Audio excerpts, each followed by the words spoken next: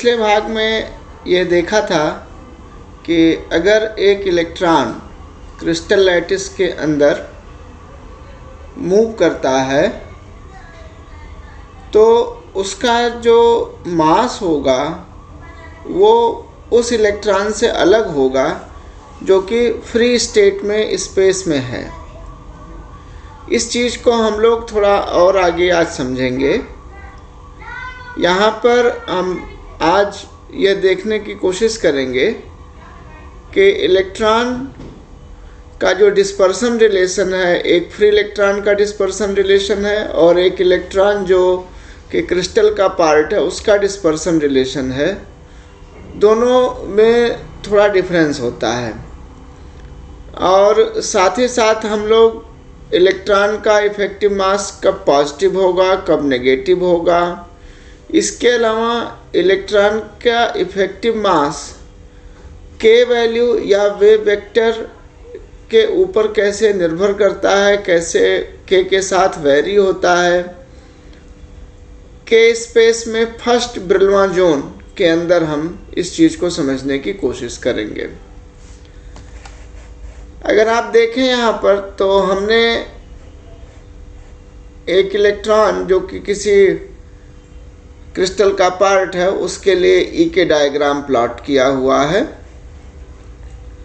आप ये देख सकते हैं कि यह अपवर्ड कर्वेचर है, यह डाउनवर्ड है और एक्स एक्सिस पे हमने वेव वेक्टर को प्लॉट किया है, वाई एक्सिस के ऊपर टोटल एनर्जी है इलेक्ट्रॉन की। जो डिफरेंस है bottom of this curvature and top of this other curvature, आप अगर कर्सर देख पा रहे हैं, इसको हम लोग बैंड गैप एनर्जी भी बोलते हैं। इस चीज़ को हम लोगों ने जहाँ एनर्जी बैंड को डिफाइन किया है वहाँ पे बताया था। तो हम को इलेक्ट्रॉन का यह मास एक फ्री इलेक्ट्रॉन से अलग मिलने का कारण क्या है, इसको भी हम थोड़ा सा समझने की कोशिश करेंगे। एक्चुअली क्या होता है कि जब इलेक्ट्रॉन किसी क्रिस्टल का पार्ट है, सॉलिड सिस्टम का पार्ट है और उसके ऊपर आपने इलेक्ट्रिक फील्ड लगाई है मटेरियल के ऊपर या क्रिस्टल को आपने इलेक्ट्रिक फील्ड के अंदर रखा है, उस इलेक्ट्रिक फील्ड के प्रभाव से इलेक्ट्रॉन के ऊपर एक मोमेंटम ट्रांसफ़र होता है और इसके अलावा एक मोमेंटम ट्रांसफ़र लैटिस और इलेक्ट्रॉन के बीच में भी होता है। तो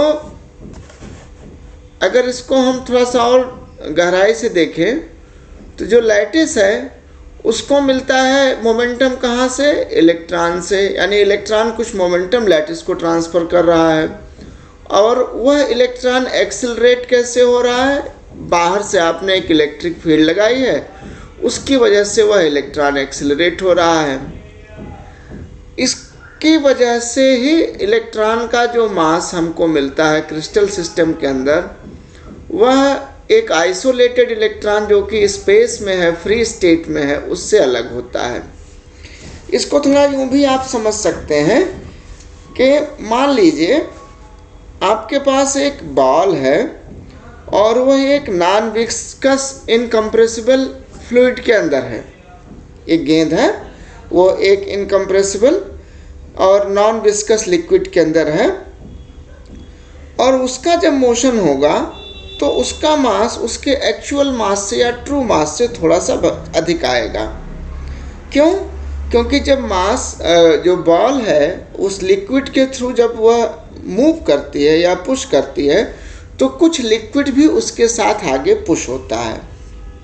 इसलिए उस बॉल को जब हम उस गेंद को एक्सेलरेट कराते हैं तो हमें थोड़े से लिक्विड मास को भी एक्सेलरेट कराना पड़ता है। इस वजह से अगर आप उतना ही फोर्स किसी एक गेंद के ऊपर जो कि फ्री स्टेट में है उसके ऊपर लगाएंगे और उसी बॉल के ऊपर आप अंदर लगाएंगे तो दोनों का एक्सेलरेशन डिफरेंट होता है। लगभग इसी तरह की जो एनालॉजी है वो क्रिस्टल के अंदर जब एक इलेक्ट्रॉन मूव करता है इलेक्ट्रिक फील्ड के अंतर्गत, तो इसी वजह से हमको एक इलेक्ट्रॉन का मास उसके एक्चुअल मास से भिन्न दिखाई पड़ता है। क्यों? क्योंकि वह साथ में एक पीरियोडिक पोटेंशियल भी लगा हुआ है और इलेक्ट्रॉन का एनवायरनमेंट कॉम्प्लेक्स है। यानी इलेक्ट्रॉन कुछ दूरी पर जाएगा तो उसको एक पोटेंशियल मिला, कुछ दूरी पर फिर आगे जाएगा दूसरा पोटेंशियल मिला, और ये पोटेंशियल पीरियोडिकली वेरी करता रहता है। अगर हम एक फ्री इलेक्ट्रॉन की बात करें तो इलेक्ट्रॉन की एनर्जी लिखी जाती है h² k² 2m, और यहाँ से अगर हम d2E/dk² निकालें तो ये निकल के आता है h² m। अब एक इलेक्ट्रॉन जो कि लैटिस का पार्ट है, इसके लिए यह जो डिस्पर्सन रिलेशन है ये होल्ड नहीं करता है। क्यों नहीं करता है? ये हम लोग क्रोनिक पेनिंग मॉडल से जहाँ पर बैंड फॉर्मेशन होता है वहाँ पर आप देख सकते हैं कि जो ब्रिलमन जोन है वहाँ के ऊपर ये पूरा पैराबोलिक ना होकर के वेरिएशन वो सैचुरेशन में जाने लगता है। इसकी वजह से ये परफेक्ट पैराबोला नहीं होता है, जबकि एक फ्री इलेक्ट्रॉन के लिए डिस्पर्सन रिलेशन आपको एक पैराबोलिक इक्वेशन में मिलता है। तो इसलिए हम या तो बॉटम ऑफ द बैंड या टॉप ऑफ द बैंड, खाली हम उस जगह के ऊपर हम इसको अप्रॉक्सीमेटली कह सकते हैं कि इलेक्ट्रॉन का जो डिस्पर्सन रिलेशन है उसको हम h² k² 2m* से दे सकते हैं। इस अप्रॉक्सीमेशन को हम इफेक्टिव मास अप्रॉक्सीमेशन बोलते हैं। इस जो डेविएशन है from free electron relation, free electron relation क्या है? h² k² 2m, और हमारा जो इलेक्ट्रॉन लैटिस का पार्ट है उसका इफेक्टिव मास या उसका आप कहें टोटल एनर्जी और k के बीच का जो रिलेशन है वो इसको फॉलो नहीं करता है, खाली कुछ पोर्शन के ऊपर अप्रॉक्सीमेट होता है, तो उसको हम बोलते हैं इफेक्टिव मास अप्रॉक्सीमेशन। और ये जो डेविएशन है फ्री इलेक्ट्रॉन रिलेशन से, इसको हम लिख सकते हैं h² k² 2m*, और यहाँ से हम इफेक्टिव मास का एक्सप्रेशन निकाल सकते हैं h² d2E/dk²। तो ये पॉजिटिव भी हो सकता है m*, इफेक्टिव मास जो है वह एक पॉजिटिव भी क्वांटिटी हो सकती है, नेगेटिव क्वांटिटी हो सकती है। क्यों? क्योंकि h² तो आपका कांस्टेंट है, यूनिवर्सल कांस्टेंट है, इसलिए जो भी इफेक्टिव मास की वैल्यू होगी वो किसके ऊपर निर्भर करेगी? ये डिपेंड करेगी d2E/dk²। इसका मतलब है बैंड कर्वेचर जो ई के डायग्राम का है वही डिटरमाइन करेगा इफेक्टिव मास को। अगर पॉजिटिव m* है यानी इफेक्टिव मास की वैल्यू पॉजिटिव है, इसका मतलब है कि बैंड कर्वेचर पॉजिटिव है, यानी बैंड का अपवर्ड कर्वेचर है। जैसे कि हम लोग यहाँ देख सकते हैं इस बैंड का अपवर्ड कर्वेचर है, तो यहाँ पर बॉटम ऑफ दिस बैंड में अगर हम इलेक्ट्रॉन का इफेक्टिव मास निकालें यहाँ पे तो वो हमको पॉजिटिव निकल के आएगा।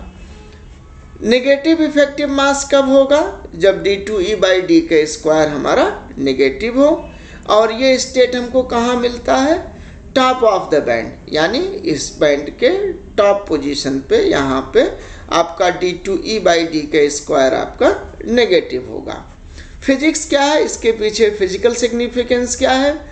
हमने पहले भी कहा था कि इलेक्ट्रॉन जब क्रिस्टल के अंदर मूव करता है तो वहाँ पर दो तरह के मोमेंटम ट्रांसफ़र होते हैं। एक मोमेंटम ट्रांसफ़र होता है जो आपने एक्सटर्नल फोर्स फील्ड लगाई हुई है, उससे इलेक्ट्रॉन को मोमेंटम ट्रांसफ़र होगा, और दूसरा मोमेंटम ट्रांसफ़र होता है इलेक्ट्रॉन से लैटिस को। तो जब इलेक्ट्रॉन से मोमेंटम ट्रांसफ़र होता है लैटिस को, उसकी वैल्यू जो कि फोर्स से इलेक्ट्रॉन को मोमेंटम ट्रांसफ़र है ज़्यादा हो जाएगी, उससे ग्रेटर होगी। Means momentum transfer to the lattice from electron it is greater than momentum transfer from the applied force to electron. उस केस में इफेक्टिव मास हमारा नेगेटिव होगा। तो इसको आप चेक भी कर सकते हैं। मान लीजिए कि एक बैंड के अंदर के वैल्यू के से के प्लस डेल्टा के जा रही है और इस दौरान मोमेंटम ट्रांसफ़र इलेक्ट्रॉन से लैटिस को ये ज़्यादा है, फोर्स से इलेक्ट्रॉन को मोमेंटम ट्रांसफ़र से, उस केस में इफ़ेक्टिव मास की वैल्यू हमारी नेगेटिव होगी। अगली चीज़ जो हम देखना चाहेंगे इफ़ेक्टिव मास के बारे में कि इलेक्ट्रॉन की एनर्जी एक बैंड के अंदर, इलेक्ट्रॉन की वेलोसिटी एक बैंड के अंदर और इफ़ेक्टिव मास, ये सारे ही आपके वेव वेक्टर के यानी के का फंक्शन है। तो जब के वेरी होता है, उस वेरिएशन से एनर्जी कैसे वेरी करती है, वेलोसिटी कैसे वेरी होता है और एम स्टार कैसे वेरी होता है, उस चीज़ को थोड़ा सा हम लोग समझने की कोशिश करेंगे। हमने यहाँ पर 3 ग्राफ प्लाट किए हैं। आप ऊपर वाले में देखें तो यहाँ पर एक्स एक्सिस पे हमने के वैल्यू प्लाट की वेव वेक्टर कहाँ से कहाँ तक है, -π/a से +π/a तक, यानी हम लोगों ने सिर्फ फर्स्ट ब्रिलॉन जोन को कंसीडर किया है। उसके अंदर ही हमने इफ़ेक्टिव मास अप्रॉक्सीमेशन का यूज करते हुए डिस्पर्सन कर्व को प्लॉट किया है। आप ये देख सकते हैं कि ये पैराबोलिक, परफेक्टली पैराबोलिक नहीं है, थोड़ा सा सैचुरेशन का स्टेट बैंड एज पे मिलता है। दूसरा एक कर्व हमने प्लॉट किया है इसी ब्रिलॉन जोन के अंदर इलेक्ट्रॉन की वेलोसिटी को लेकर के, और तीसरा कर्व है हमारा इसी ब्रिलॉन जोन के अंदर इफेक्टिव मास ऑफ इलेक्ट्रॉन को लेकर। अब हम k = 0 को कंसीडर करते हैं। इस जगह पर k की वैल्यू 0 है। यहाँ पे अगर हमने इलेक्ट्रिक फील्ड लगा दिया है क्रिस्टल के ऊपर और उसकी वजह से इलेक्ट्रॉन क्या होगा, हम यह मानते हैं कि इलेक्ट्रॉन राइट साइड में एक्सेलरेट हो रहा है। So electron is accelerated to the right because of external electric field E। Now when k is 0, जब k की वैल्यू 0 है, यहाँ पर V लीनियरली इंक्रीज कर रहा है। स्ट्रेट लाइन में आप देख सकते हैं जो ग्रीन कर्व बना हुआ है, तो k = 0 के पास ये बिल्कुल लीनियरली इंक्रीज करता है। जैसे जैसे इलेक्ट्रॉन एक्सेलरेट होगा k की वैल्यू V की वैल्यू लीनियरली इंक्रीज करेगी। इसका मतलब क्या है कि इलेक्ट्रॉन एक फ्री पार्टिकल के जैसा बिहेव करता है इस जगह पर, और उसका मास क्या है इलेक्ट्रॉन का, m⁻। So electron behaves like a free particle dear k = 0 with effective mass m⁻, right. अब k की वैल्यू बढ़ती है, मान लीजिए k की वैल्यू यहाँ से बढ़ करके हम लोग यहाँ तक पहुँच गए, तो जब k लार्ज होगा तब तक इलेक्ट्रॉन के पास बहुत सारा मोमेंटम ट्रांसफ़र हो चुका होगा। कहाँ से, इलेक्ट्रिक फील्ड से, यानी electron has gained sufficient momentum from electric field. अब इसकी वजह से क्या होगा कि इलेक्ट्रॉन का जो पोटेंशियल है, लैटिस पोटेंशियल और इलेक्ट्रॉन वेव, ये दोनों इंटरफेयर करेंगे। इस इंटरफेरेंस की वजह से इस जगह पर क्या होगा, इलेक्ट्रॉन का एक्सेलरेशन कम होगा, यानी वेलोसिटी उसकी रिड्यूस होगी और करस्पॉन्डिंगली इस जगह पर m⁻ इंक्रीज करना शुरू कर देगा। यहाँ पर देखें तो इफेक्टिव मास इलेक्ट्रॉन का बढ़ रहा है। यहाँ पर अब वो लिनियरिटी ख़त्म हो गई, इलेक्ट्रॉन की वैल्यू, इलेक्ट्रॉन के वेलोसिटी की वैल्यू रिड्यूस कर रही है, तो और इफेक्टिव मास की वैल्यू इस वजह से बढ़ रही है। और ये पॉइंट है इन्फ्लेक्शन पॉइंट। इस जगह पर हमको इलेक्ट्रॉन की वेलोसिटी मैक्सिमम मिलती है, करस्पॉन्डिंगली जो हमारा m⁻ है, इफेक्टिव मास है इलेक्ट्रॉन का, वो इनफाइनाइट अपीयर होता है इस जगह पे। k की वैल्यू जब हम और बढ़ाते हैं तो V घटने लगता है और डिक्रीज होता है, और इलेक्ट्रॉन क्या होता है, ये रिटार्ड होता है, इलेक्ट्रॉन इज रिटार्डेड स्ट्रांगली इस जगह के ऊपर। और इससे क्या होता है कि m स्टार बियॉन्ड a हमारा नेगेटिव मिलता है। क्यों? ये रिटार्डिंग फोर्स आपकी वेलोसिटी को जीरो करता है। जैसे जैसे आप k की वैल्यू यहाँ a के आगे बढ़ाएंगे और बैंड एज के पास पहुँचेंगे, इलेक्ट्रॉन एक स्ट्रॉन्ग रिटार्डिंग फोर्स एक्सपीरियंस करता है और उसकी वजह से इसकी वेलोसिटी कम होते होते और अंत में जीरो हो जाती है। इस रीजन में m स्टार की वैल्यू आप यहाँ देखें तो ये नेगेटिव है। और जब ये बैंड एज पे पहुँच जाता है इलेक्ट्रॉन, यानी k = +π/a पे, ये ब्रैग रिफ्लेक्शन यहाँ पर होता है। ब्रैग रिफ्लेक्शन को हम लोगों ने बैंड थ्योरी ऑफ सॉलिड्स जहाँ पर हम लोगों ने एक्सप्लेन किया था, वहाँ पर ब्रैग रिफ्लेक्शन को भी बताया है कि ब्रह्मा जोन के ऊपर ब्रैग रिफ्लेक्शन कैसे होता है। तो इलेक्ट्रॉन यहाँ पर ब्रैग रिफ्लेक्ट होकर के सीधा n जो कि बैंड एज था, इस जगह से यहाँ पे m पे पहुँच जाएगा और इसका जो मोमेंटम का साइन होगा वो चेंज हो जाएगा। So at the band edge n, electron is Bragg reflected and it changes the sign of the momentum. और इलेक्ट्रॉन कहाँ पे रीअपियर होगा? अनदर बैंड एज जो आपका था -π/a, यहाँ पे इस पॉइंट को हमने कैपिटल M से दिखाया है। इलेक्ट्रॉन यहाँ पर दिखेगा और उसकी वेलोसिटी क्या होगी? जीरो होगी। ठीक है। अब यहाँ से इलेक्ट्रॉन फिर से एक्सेलरेट होगा, जो कि अप्लाइड फोर्स है उसके अगेंस्ट चूंकि एक्सेलरेट होगा, इसलिए फिर वेलोसिटी की वैल्यू यहाँ पर नेगेटिव होगी। और धीरे धीरे क्या होगा? एट B, हम फिर से इस इन्फ्लेक्शन पॉइंट की बात करें, यहाँ पर ये मिनिमम वैल्यू आपको वेलोसिटी की यहाँ पे मिलेगी और इसके बाद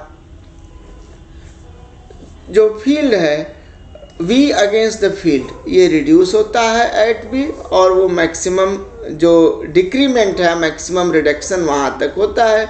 उसके बाद आपका m स्टार इस रीजन में पॉजिटिव दिखता है, यानी इफेक्टिव मास फिर यहाँ से पॉजिटिव होगा और इलेक्ट्रॉन की वेलोसिटी फिर लीनियरली इंक्रीज करती है। k = 0 पे हमें क्या कहते हैं? इलेक्ट्रॉन फिर से रेस्ट स्टेट में आता है और फिर से यह साइकिल रिपीट होती है। तो आप इस चीज़ को हम लोगों ने एरो से दिखाया है। यहाँ से इलेक्ट्रॉन ऐसे आया और फिर दूसरे बैंड एज पे गया, फिर रिफ्लेक्ट हुआ। तो ये पूरी साइकिल इलेक्ट्रॉन की मोशन की फर्स्ट ब्रह्मा जोन के अंदर इस तरह से रिपीट होगी। तो अगर हम कंक्लूड करें इस पूरे एनालिसिस को, तो हमें दो चीज़ें साफ साफ निकल के आती हैं कि एक परफेक्ट क्रिस्टल सिस्टम के अंदर इलेक्ट्रॉन के स्पेस में बैक एंड फोर्थ ऑसिलेट करेगा, और दूसरी चीज़ है कि इस ऑसिलेशन के दौरान इलेक्ट्रॉन हाफ पीरियड में तो इलेक्ट्रिक फील्ड से एनर्जी एब्जॉर्ब करेगा और आधे टाइम में नेक्स्ट हाफ पीरियड में ये एनर्जी को वापस करेगा। यानी एक हाफ पीरियड में इलेक्ट्रॉन एनर्जी एब्जॉर्ब करेगा and it will transfer back the energy in the next half period.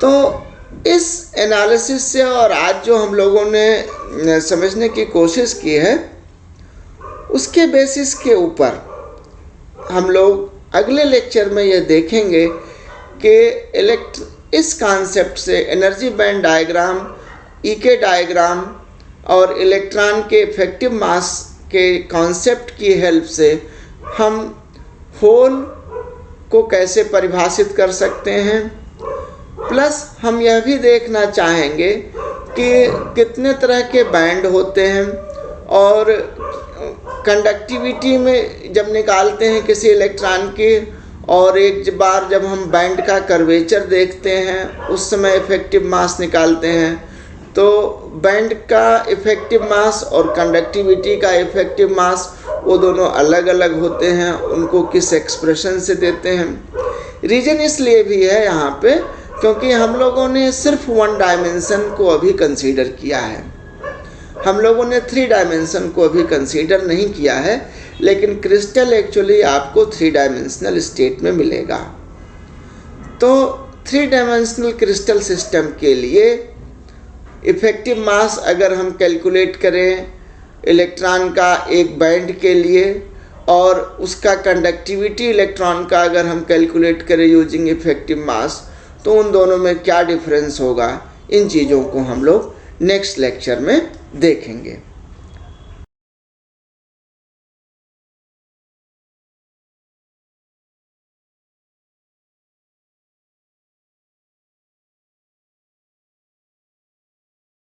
आपका बहुत बहुत धन्यवाद।